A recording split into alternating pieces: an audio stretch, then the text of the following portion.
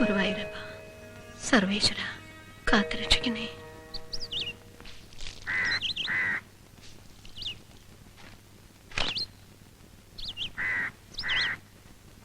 ലക്ഷ്മി, ദാ വരുന്നു.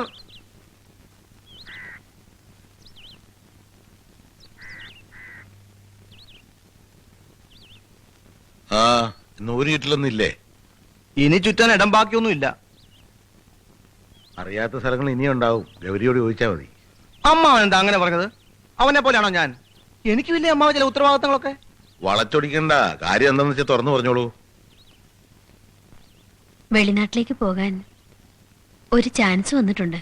ഓഹോ, എന്റെ ഒരു സുഹൃത്ത് വഴിയാ. ആ. ഒരു 15 രൂപ ഉണ്ടെങ്കിൽ എല്ലാം ശരിയാക്കാന്ന് അവൻ പറഞ്ഞിരിക്കുന്നത്. 15 എന്ന് പറഞ്ഞാൽ 15,000. ആ, എവിടുന്നാ ഇത്ര അധികം രൂപ? ഉണ്ടാക്കിയല്ലേ പറ്റൂ. അല്ല, അമ്മാവൻ വിചാരിച്ച നടക്കാവുന്നതേ ഉള്ളൂ.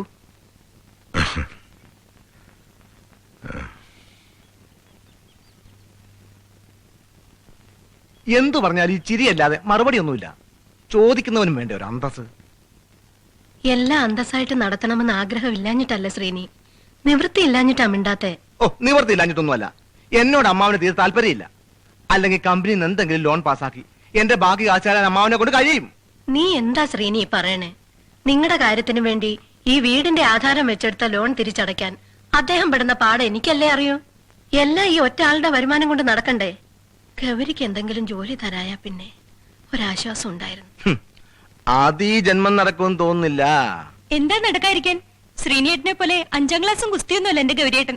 മൂത്തൊരു സംസാരിക്കുമ്പോ എടേ കയറാതെ സിന്ധു നീ എന്തിനാ അവളോട് ദേഷ്യപ്പെടണേ? അല്ലെങ്കിൽ അച്ഛനും അമ്മയ്ക്കും എന്നോട് തീരെ സ്നേഹമില്ല. ഒരു ഭാരം ഒഴിച്ചു വിട്ടതുപോലെ ഇപ്പോ. അതെ, പെമ്മക്കളെന്ന് പറഞ്ഞ അച്ഛനമ്മമാർക്ക് ഭാരം തന്നെയാ. ഒരുത്തിന്റെ കൈ പിടിച്ചു കൊടുക്കും വരെ നെഞ്ചിലിരുന്ന് എരിയണ ഭാരം. ഏൽപ്പിച്ചു കൊടുക്കുമ്പോൾ പിഴച്ച ആ വേദന ചെത വരെ കൂടെ ഉണ്ടാവും. കാപ്പി കുടിക്കണില്ലേ? വേണ്ട.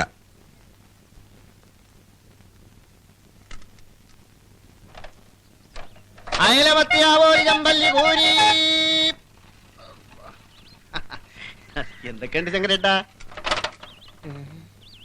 നമ്മൾ പറഞ്ഞത് കേട്ടില്ലേ?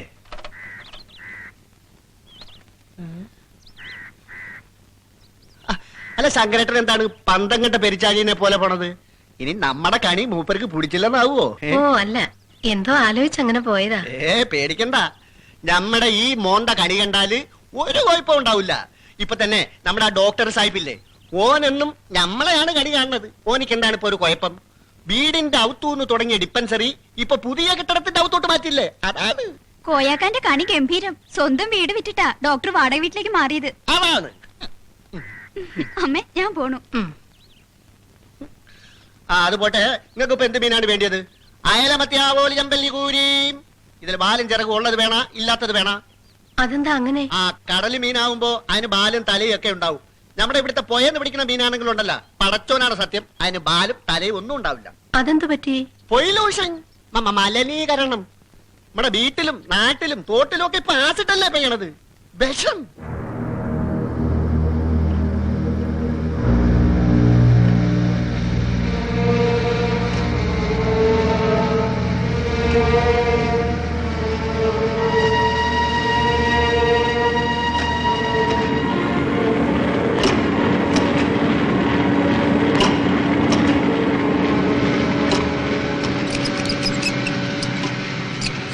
നമ്പർ 10 പാഴിടിഞ്ഞ കൊട്ടാരം. രാത്രി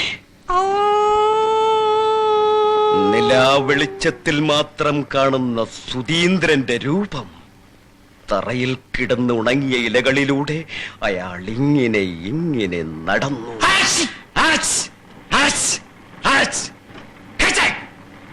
അയാൾ ഒരു കൊഴുപ്പ് തിരിക്ക് ജീവൻ നൽകി. കൊട്ടാരത്തിന്റെ കവാടം തുറന്നു. അതെന്താ? കടവാവലികൾ അവനകത്തേക്ക് കയറി. എന്താ? Telephone bell. പായടിഞ്ഞ കൊട്ടാരത്തിന്റെ അകത്ത് എവിടാണ് കൈതേ ടെലിഫോണ്? ചില മനുഷ്യന്മാര് പേടിപ്പിക്കാണ്.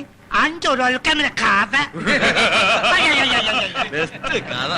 റോസ്മനെ ഞാനിത് കണ്ടോ തന്നെ ഒന്ന് കാണിക്കാൻ വേണ്ടി കൊണ്ടുവന്ന പണിയെടുക്കേണ്ട സമയത്ത് തന്നെ വേണോ ഇത്? താനെന്താന്ന് മിണ്ടാത്ത? പറഞ്ഞിട്ടെന്തിനാ?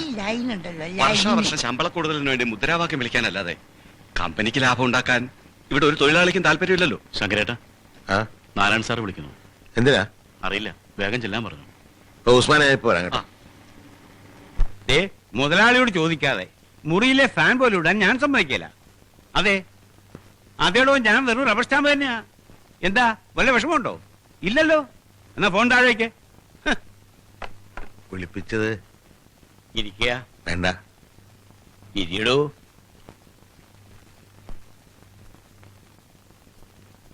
മുഖവരയില്ലാതെ ചോദിക്കാം.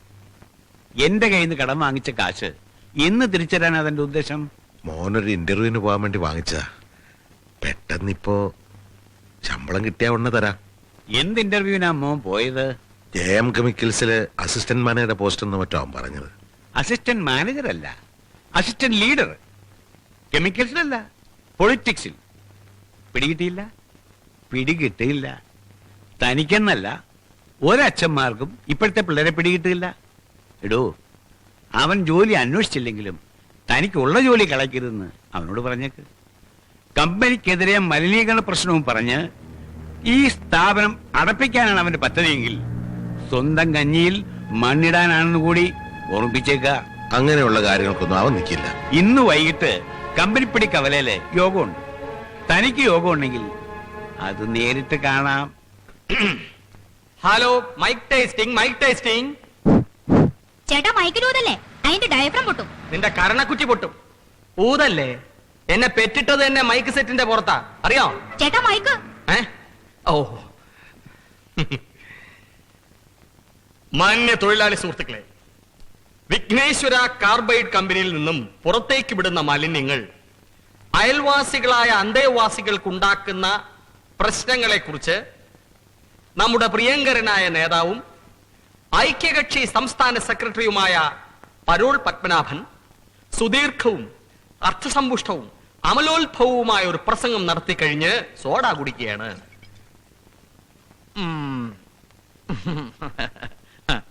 അടുത്തതായി വിവിധ പുരോഗമന പ്രവർത്തനങ്ങളിൽ മുന്നണി പോരാളിയായി നിന്ന് ജനങ്ങളോടൊപ്പം പ്രവർത്തിക്കുന്ന ശക്തനും നമ്മുടെ നാടിന്റെ പൊന്നോമന പുത്രനുമായ യുവ നേതാവ് ഗൗരി ശങ്കർ നിങ്ങളോട് സംസാരിക്കുന്നതാണ്.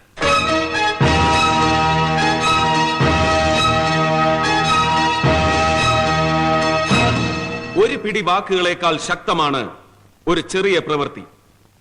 നമ്മുടെ രാജ്യം ഏറ്റവും ഭീകരവും ഭീഭത്സവുമായ നാളുകളിലൂടെ നീങ്ങിക്കൊണ്ടിരിക്കുന്ന ഈ സമയത്ത് നമുക്ക് പ്രതിജ്ഞയെടുക്കാം.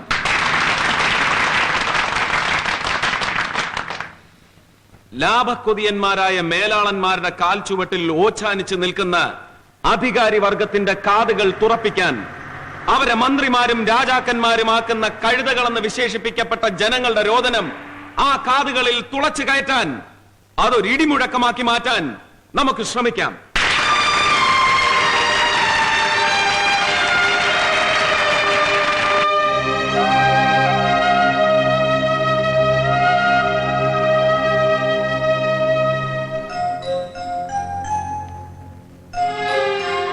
തർക്കശാസ്ത്രത്തിൽ നിന്നെ ജയിക്കാൻ അച്ഛൻ അറിവ് പോരാ. പക്ഷെ 19 കൊല്ലത്തെ ജീവിതം കൊണ്ട് മനസ്സിലാക്കി വെച്ച് പറയാ, ഉപദേശിക്കല്ല. കമ്പനിക്കെതിരെ മുഷ്ടി ചുരുട്ടുന്ന നീ ആഞ്ഞടിക്കുന്ന നിന്റെ കുടുംബത്തിന്റെ അടിത്തറ തന്നെയാ. അച്ഛാ, ഇത് ഒരു കുടുംബത്തിന്റെ മാത്രം പ്രശ്നമല്ല. അനന്തകൃഷ്ണ അയ്യരെ പോലുള്ള ഒരു വലിയവൻ മൂലം തകർക്കപ്പെടുന്ന നിരവധി കുടുംബങ്ങളുടെ പ്രശ്നമാണ്. വേണ്ട, നിന്റെ കടുകട്ടിയുള്ള വാക്കുകൾ കേട്ടാ എനിക്ക് ദഹനക്കേട് വരും. അച്ഛൻ എന്നെ കളിയാക്കുകയാണ്. അല്ലടാ, കഴിഞ്ഞ 30 വർഷമായിട്ട് നിന്റെ അച്ഛൻ ആ വിഷക്കൊള്ളിനകത്ത് ജോലി ചെയ്യുക. ഓരോ നിമിഷവും മരിച്ചുകൊണ്ട് നേടിയ പ്രതിഫലം കൊണ്ടാ എന്റെ മോനി തിളയ്ക്കുന്ന ചോരയുണ്ടായത്. സ്വന്തം അച്ഛനോട് തോന്നാത്ത സഹതാപം നാട്ടുകാരോട് കാണിക്കുന്നുണ്ട് ചോദിച്ചു പോയതാ. വീട് നന്നാക്കാൻ കഴിയാത്തവൻ എങ്ങനെയാടാ നാട് നന്നാക്കുന്നത്? വെള്ളം വേണ്ട, ഞാൻ നിർത്തി. മുഖത്തോട് മുഖം നോക്കി അപ്പ തുടങ്ങും അച്ഛനും മോനും കൂടെ. നീ ഇരിക്കുക ഗൗരി. എനിക്ക് വേണ്ട. അയ്യോ, എന്റെ പൊന്നുമോൻ പട്ടിണി കിടന്ന് വാശി കാണിക്കല്ലേ. അവനോട് വന്ന് ചോറുണ്ടാൻ പറയടി. അതെങ്ങനെയാ? ഏട്ടൻ ആഹാരം കഴിക്കാൻ വന്നിരിക്കുമ്പോഴല്ലേ അച്ഛൻ വഴക്ക് തുടങ്ങൂ? ആ സമയത്തെല്ലാം നിന്റെ ഏട്ടനെ ഒന്ന് കൈ കിട്ടൂ. അമ്മ എഴുതാക്കാൻ വരട്ടെ. എനിക്കൊരു കാര്യം അറിയാനുണ്ട്. ലീലയുടെ കഴുത്തിൽ കിടന്ന കാശുമാല അമ്മാനടുത്ത് പണയാൻ പറ്റുമോ?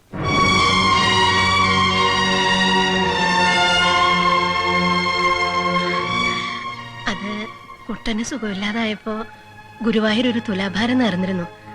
അത് നടത്താൻ പൈസ ഇല്ലാതെ വന്നപ്പോ. അങ്ങനെ സംഭവം ഉണ്ടായോ? ഞാൻ പറഞ്ഞില്ലല്ലോ. അന്ന് നീ മദ്രാസിൽ പോയിട്ട് നിന്നെ കുറിച്ച് പിന്നീട് ഒരു വിവരമില്ലാതെ ഞങ്ങൾ അന്വേഷിച്ചുകൊണ്ടിരിക്കുന്ന സമയ. ഓ കഷ്ടം. അപ്പൊ നല്ല രൂണ് നഷ്ടപ്പെട്ടു.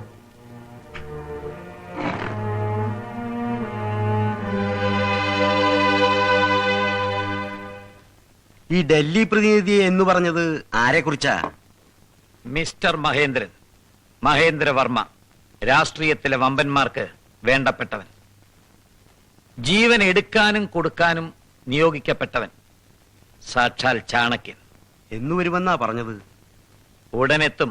എന്താണ് സംഭവത്തിന്റെ ഗുട്ടൻസ് എന്ന് മനസ്സിലാക്കാതെയുള്ള ഈ കളി തീക്കളിയാകുമോന്നാ എനിക്ക് പേടി. ഓ തുടങ്ങി.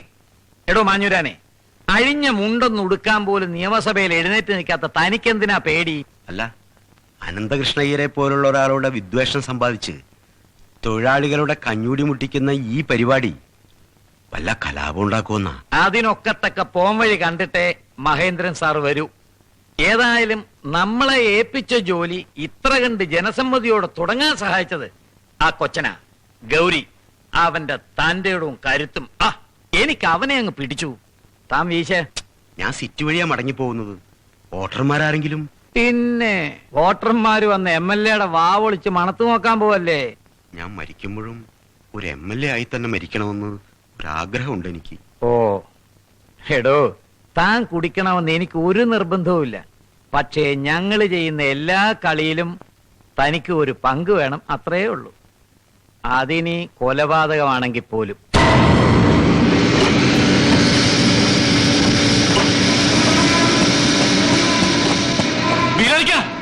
എന്തേ? ഉസ്മാൻ ഫർണസിനകത്ത് വീണു. ചതിച്ചോ? ശങ്കരേട്ടാ, ഉസ്മാൻ ഫർണസിനകത്ത് വീണ്.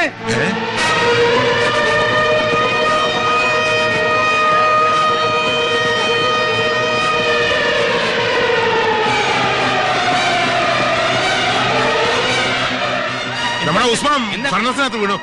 മെയിൻ സ്വിച്ച് ഓഫ് ചെയ്യണം. ഞാൻ മുതലാളിയോട് ചോദിച്ചോട്ടെ. എന്നാ ഒന്ന് വേഗം നാട്ടെ, ഒന്ന് വേഗം വേണം. ശരി ശരി ശരി ശരി ശരി. യോ அவசரப்படாதே, கொஞ்சம் கால்குலேட் பண்ணி சொல்றேனே. டேய் விக்கி, விக்னேஸ்வரா. എന്നപ്പാ? டேய், நம்ம கம்பெனி 24 மணி நேரம் ஆஃப் செய்தால் எவ்வளவு நஷ்டம் வரும்னு அந்த கம்ப்யூட்டர் கிட்ட கொஞ்சம் கேட்டு வரப்பா. சீக்கிரம்.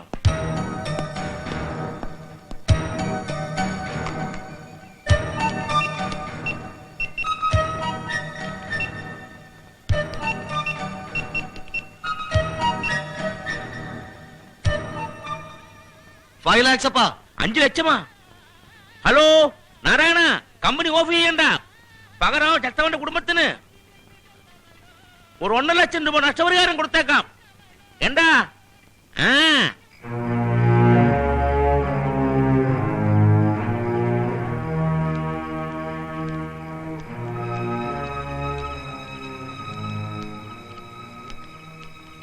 എന്നാ ഞങ്ങൾ വരാം.